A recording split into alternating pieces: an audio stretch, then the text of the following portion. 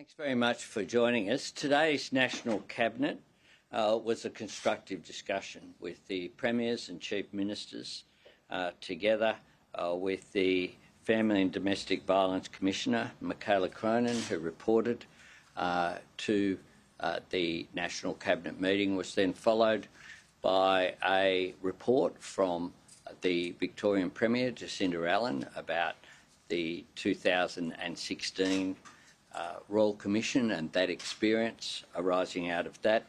We heard from every state and territory jurisdiction about the work that they were doing in their respective states and territories, and we determined to move forward in a range of ways, practical immediate steps, as well as setting a further meeting for the next quarter to report back on issues including the different systems in states and territories and how there can be more uniformity going forward as well. That work will be undertaken with the leadership of the current CAF chair, is Premier Malinauskas of South Australia. This is indeed a national crisis and it's a national challenge, and we're facing this with a spirit of national unity.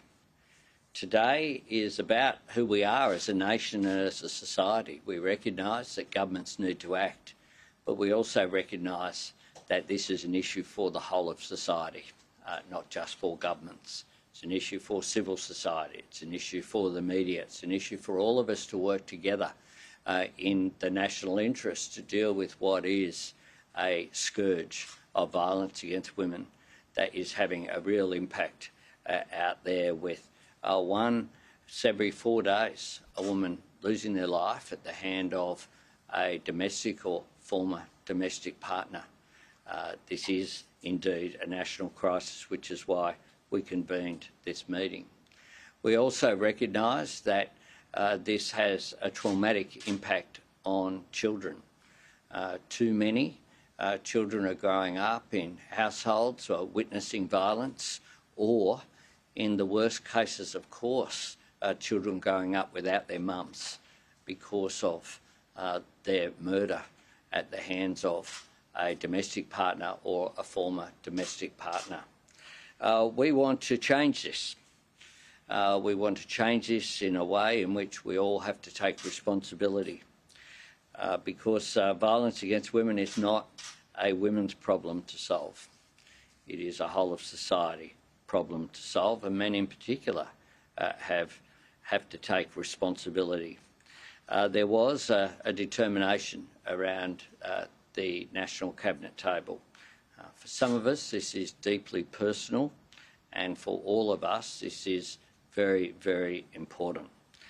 So today we determined some actions we could take immediately, but also looking towards how we change behaviour, how we change the agenda. Today, in terms of outcomes, it builds on the work that our government has already done. The $2.3 billion we've committed, the 10 days family and domestic violence leave, the changes to the single parenting payment, the increased funding for community workers, the increased funding for housing for women and children escaping domestic violence through the Housing Australia Future Fund. We know that when a woman is killed by a violent partner, too often some people will say, why didn't she leave? And it's because of there not being options, which is why it is very important that we don't put people in the situation where they can't afford to leave a violent relationship. So today we can announce the government will invest $925 million over 5 years. It will be included in the budget in 2 weeks' time to permanently establish the Leaving Violence program, so that those escaping violence can receive financial support, safety assessments and referrals to support pathways. Those eligible will be able to access up to $5,000 in financial support, along with referral services, risk assessments and safety planning. This commitment builds on measures put in place by our government to help address financial barriers to escaping violence.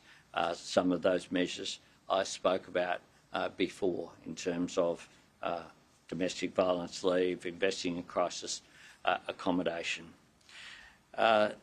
Today also we're announcing a suite of online measures to help combat toxic male extremist views about women online.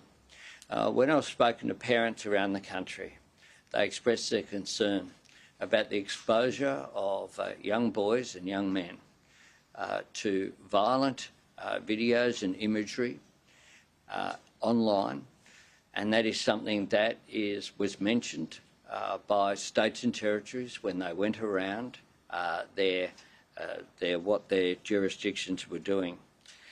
We will introduce legislation to ban the creation and distribution of deepfake pornography, sharing sexually explicit material using technology like artificial intelligence will be subject to serious criminal penalties. A new phase of the Stop It at the Start campaign will launch in mid-June and will run until May 2025. This new phase will include a counter-influencing campaign in online spaces where violent and misogynistic content thrives to directly challenge the material in the spaces that it's being viewed. The government's undertaking long overdue classification reforms with states and territories, which will examine options to reduce exposure to violent pornography, informed by engagement with experts and best available evidence about harms. Finally, we've brought forward the reporting date of the review of the Online Safety Act a year ahead of schedule to ensure we're keeping up with emerging online threats and harms. This was a particular focus of debate, so that when the Victorian Premier reported on the Royal Commission, one of the things that was very stark was just how much technology has changed the nature of the threat and the damage which is being done by this new use of technology, and it's something that we're very, very conscious of. The government will also bring forward legislation in early August to outlaw the release of private information online with an intent to cause harm. This is known as doxing, of course, and has been a debate. Finally, I want to acknowledge the very important work that the Attorney-General is leading to strengthen penalties targeting the creation and non-consensual sharing of sexually explicit deepfakes, which is there. I do urge parents to visit the e.safety.gov.au website and to look at their resources, which are based on research and expert advice. We, of course, have quadrupled funding for the E-Safety Commissioner because of the increased role that online activity is calling across a range of areas, not the least of which, though, is in attitudes towards women, attitudes towards violence.